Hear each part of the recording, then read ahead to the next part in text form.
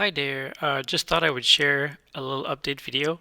The last time I recorded a video of kind of like a toy game engine that I've been working on, which is based on sign distance fields, inspired by the work that Mike Turton has been doing with his game engine.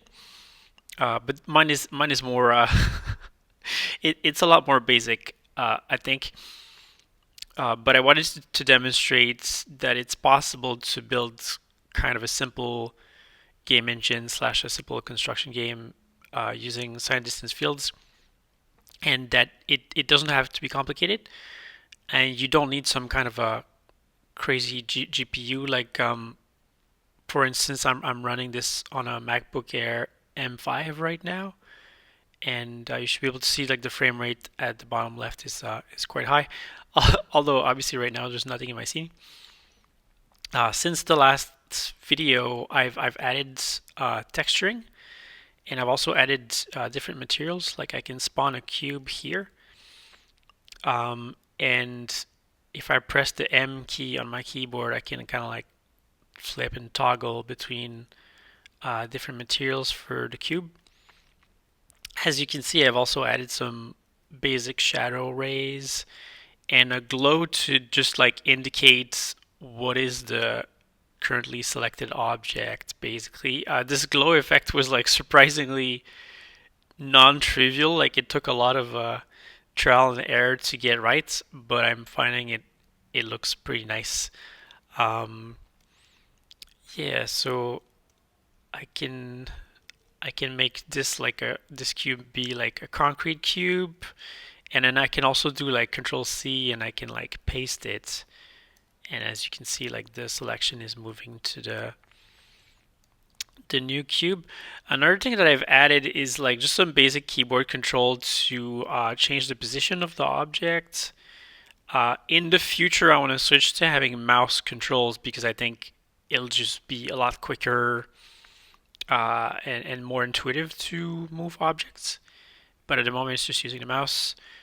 I can also like sink this cube into the ground, for example, and then I can press Q to subtract it, like basically like make it be like negative space and kind of like dig into the dirt. Yeah, so here I have like a cubed shaped hole. Um, yeah, let me try to demonstrate this like with a much bigger object. Here I can switch to a cylinder. I can make it really tall. It's gonna take a while.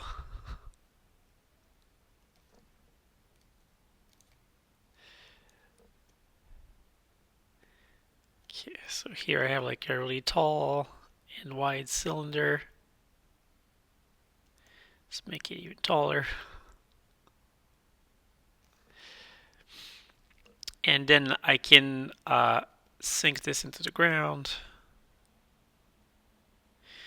And as you can see, the glow continues to be visible when the object is underground, which I think is pretty helpful as far as like how you're positioning it. And then I can hit subtract, and now I have a really deep hole.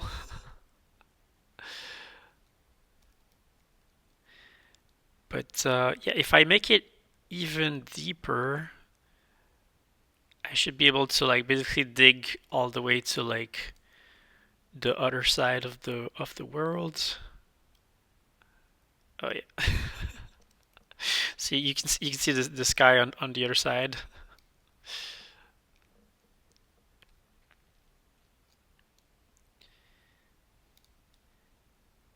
Yeah, and then yeah, just to demonstrate, I mean, I showed this last time as well, but like um, this scales pretty well with the number of objects. Like this really simple game engine, it's just using like a spatial grid, like a really dumb spatial grids, and it's just it's just like unit size, like basically like 1 meter cubed spatial cells, and in each cell you can have up to 30 different objects that are overlapping in the same cell, which might seem like a really lame restriction, but I think the reality is like you probably rarely need that many objects in the same cell um, at the same time. And 512, like right now, the grid is limited to 512 by 512 by 512, but that's actually like a pretty big world. Like this big cube of dirt with the grass on top is only like 120 meters wide. So basically, even with this like really naive spatial representation, you could create a world that's like uh, more than four times this size in each direction, which I think is pretty big to create some like big enough to create some pretty interesting environments. Um, yeah, I think there are some ways to remove the restrictions and make this more sophisticated, but the main thing, like I said, the main thing I wanted to demonstrate is like if you want to create a simple game using sign distance fields, like it's already possible today, and you don't necessarily need like super advanced, super sophisticated techniques to do it.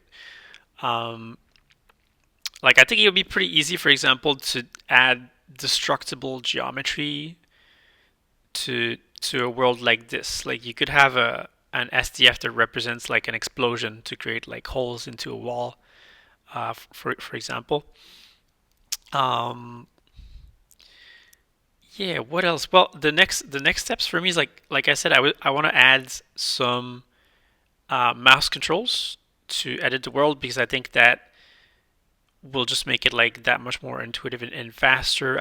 Also want to add the ability to like load and save maps to like a simple textural format because right now it's like I can open the game and create a new world. And I think it's fun, right? It can be fun to have like some kind of construction game that's like a little bit like Minecraft, let's say, where you create a world. But if you have to just start from scratch every time, right? It's gets pretty tiring pretty quickly.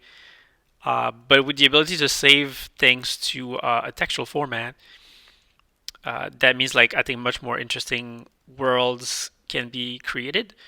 But also, of course, it's like if I have a textual format that's documented and that's not that complex, it might also be possible to use like an LLM to generate some maps, or at least to give us like a starting points for something.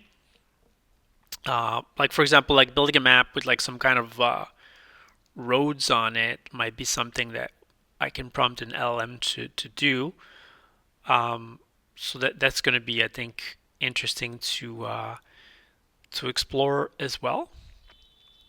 And another thing that I want to play with, I think, is I want to add some gravity to this world because I think if I have gravity and some really basic collision detection, um, that's gonna make it feel a lot more like a game, right? Where you can like walk around and bump into stuff and jump on things and that sort of stuff. Um, yeah, and I'm thinking of open sourcing this pretty soon. I guess like if you're interested in me open sourcing this and like playing with it, just let me know. I think that would probably like help to motivate me. One thing that I think this world could this little like game could use is probably some better textures. Like that's really simple, but I think like having some like a better collection of materials like would be hugely helpful. And yeah, I mean, when I open source it, I'll also be like very curious to see like what kind of worlds people can create with it. Um, yeah, so I guess that's it. That's it for my little demo in its current state.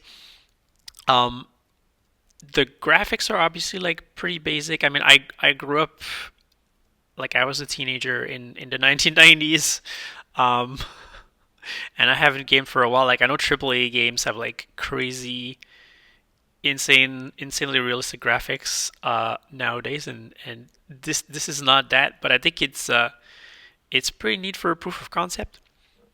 I guess like another thing that would probably help this quite a bit is like some better lighting. Um, I have, like I was saying, like just simple shadow rays, but one of the issues with that is like if you're inside an occluded area like this, then like the walls are all the same shade, right? Um, I actually reached out to Mike Turdzin to ask him like what does he do for lighting in his game engine, and he suggested like SSAO, screen space ambient occlusion. Um, so I might be interested in exploring that. I think there's probably like other like cheap tricks that I can use to add some definition that are not like computationally expensive, which could be kind of neat as well. All right, yeah. So that's it for my little demo. If you want to see this open source, please comment or please reach out. And I hope that you have a wonderful day.